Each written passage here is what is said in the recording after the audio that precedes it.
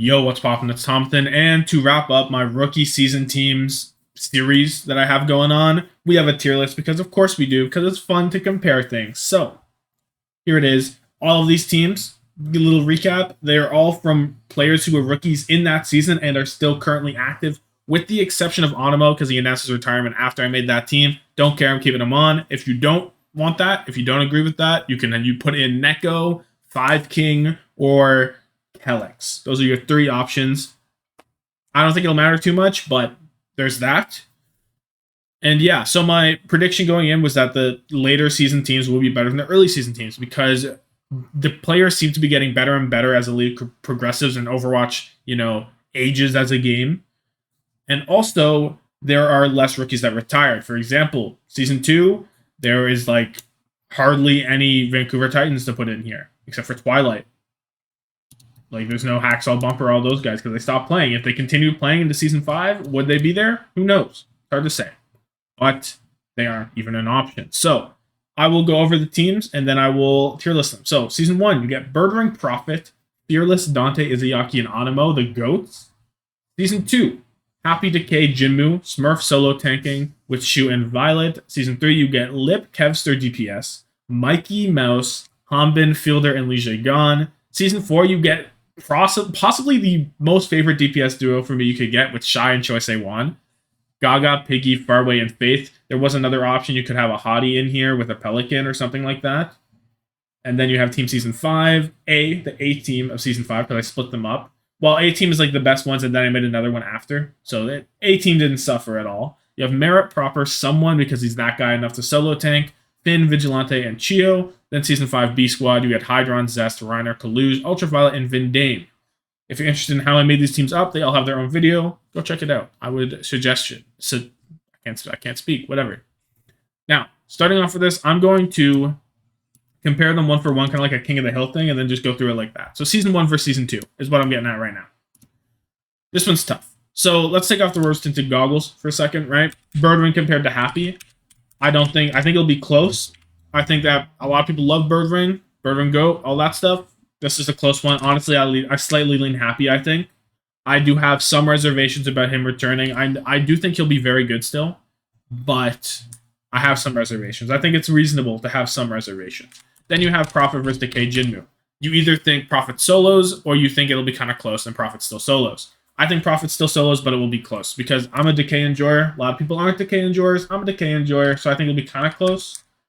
And I really like letting Jinmu just pound on his guys. You don't have to force him to go into anything he doesn't want. You don't have to force him onto a Tracer. You got the K there. You can let him play his Pharahs, his Genjis. Just let him go crazy on those guys.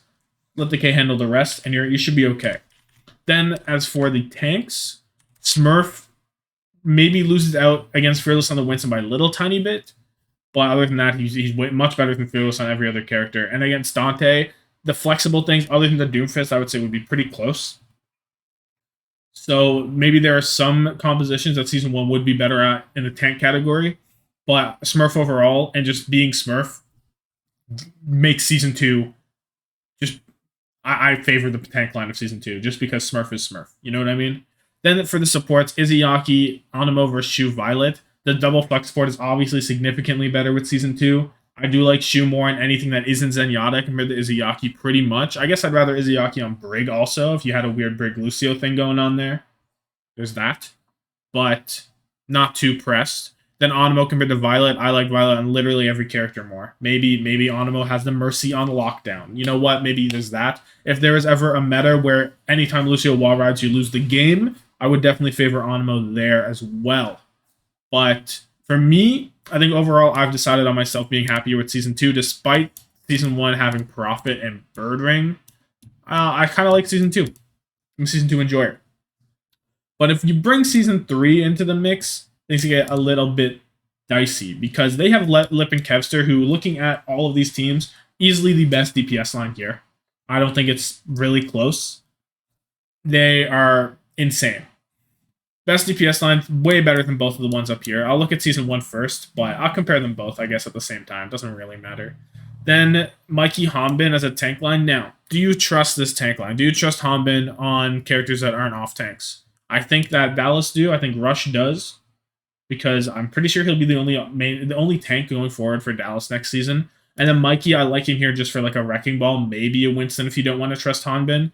But I think even if you want to trust Hanbin, it doesn't change too much. I think I will. And then you have the insane backline fielder, probably the best all around flex support on this screen. I would trust maybe Izzy a bit more on Zen, Shu a little bit more on Bap, and potentially Ana, but it's pretty close. Fielder's very good at Ana. And then Lige Gon compared to Animo Violet, definitely better at the Lucio guide, probably better at the Mercy guide too. And his BAP is not bad for a double flex support. It's not Shu Violet, but it's not bad. I think I like season. I think that I look at this DPS line and I cannot put it below these guys. I think that Lip, Kevster, Fielder kind of just owns. I think they just own. Hanbin gets all anytime it's an off tank meta or anything like that. Hanbin would just own. Maybe you get a Winston meta. This team would struggle a little bit compared to the other two. That is true. But I think the pros for this season 3 team outweigh the cons to me. That's the only potential issue. Is like a Winston meta. So I'm gonna go with season 3 on top, and so far my prediction of the higher number is better. 3-2-1 seems to be checking out, but season 4 is where this will all change because I look at this team. You see Shy and Choice A1, you're like, let's go, yippee, yippee, Shy Choice A1, let's go. And then I look down, I see Gaga Piggy, and I'm like, Gaga's probably the best wrecking ball here, so they have that going for them. But like, it feels a little underwhelming, right? It does feel a little bit underwhelming. But then you look down a little bit more and you see Faraway Faith, and you're like, oh, GG, you're not winning. You're just not winning. Faraway looks extremely out of place as the best flex support in a season, for sure. Like, you look at everyone around them, and Faraway is like a tier below, easily. And Faith, I like Faith more than most people. I put Faith here. Some people wouldn't put Faith here. He's still not holding a candle to a lot of these guys, especially Chio and Dame down there. Lige Gon, I'd still rather have. I guess Faith holds the candle above Animo, but that's a pretty low bar. So to me, season 4 is just at the bottom of these guys. I don't think it's. I think it has to be. I think it just has to be. Because even if you want to somehow believe in Faraway, which you're kind of weird for believing, if you want to make this Monk instead, because that was an option, I believe. I'm just not. It's just not possible for me to put too much faith in this team, I think. As much as I want to put in faith in the Shy Choice, I want to put them at number 1, I just can't do it. Option for Season 4, again, there was a Hottie option, there's a Pelican option if you wanted to put them in here. I don't think it changes anything. It gives them a niche that they can win, but I think if there was a ball meta somehow, maybe they could do things, but it is tough. It is tough. Then we get Season 5. A-Team. I'll rank the A-Team first because they're the A-Team. So I think they're the best. I think they're the best, is what I will say straight up. Because here's the thing, right? You have Proper. Bro's insane. Best player on the list. You get someone who can play it all. He can do it all. I trust someone more than any other tank on this tier list. Maybe Smurf. You can argue Smurf. I still like someone just as much or more than Smurf. That's where I'm at in my life with someone. I'm there. So, and then you look at this backline. This is an insanely stacked backline. You have the best Lucio of Season 5, right? You get 2 young, hyped up flex supports. Are they Fielder Shu? No. But they're extremely good. They're Finn Vigilante. I like Finn more than Violet. Even though Violet is playing main support on that roster, I still like Finn more. They're just they got it all covered. They got it all covered. Don't even fret about it. That's a goated backline. That's a goated backline.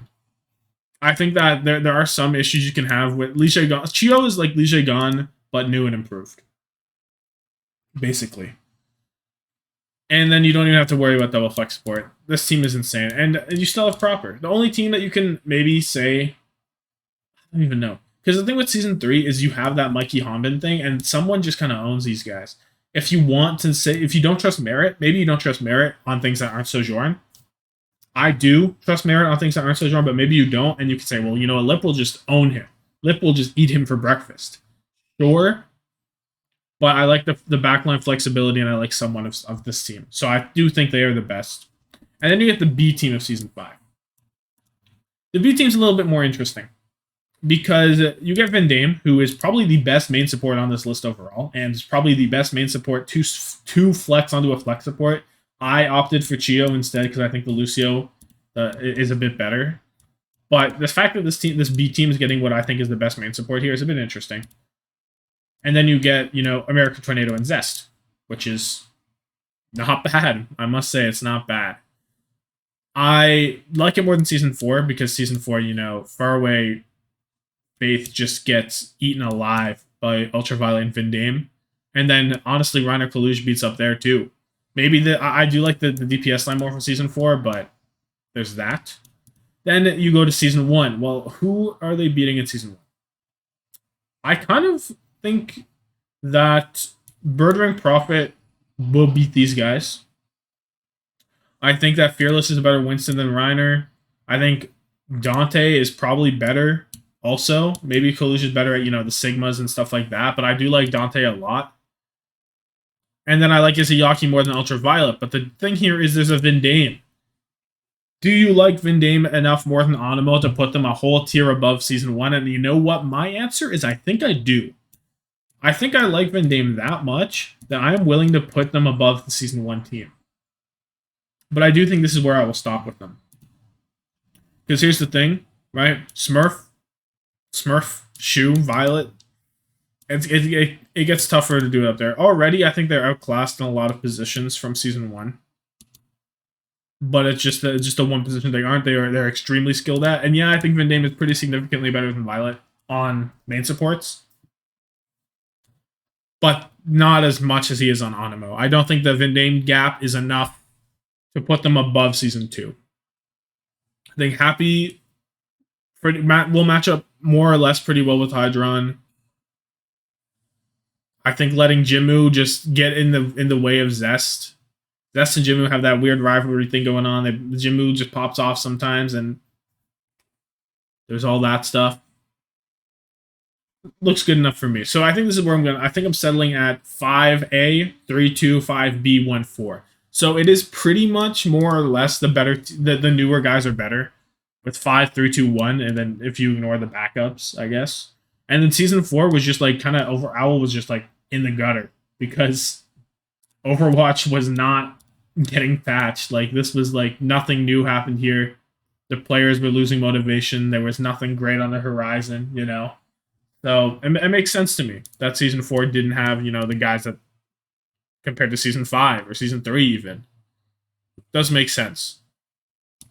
But it's a little sad that it's that much worse. But yeah. So let me know your thoughts. All that stuff down below. Like this video if you like and subscribe for more Overwatch content. And have yourself a good one and deuces.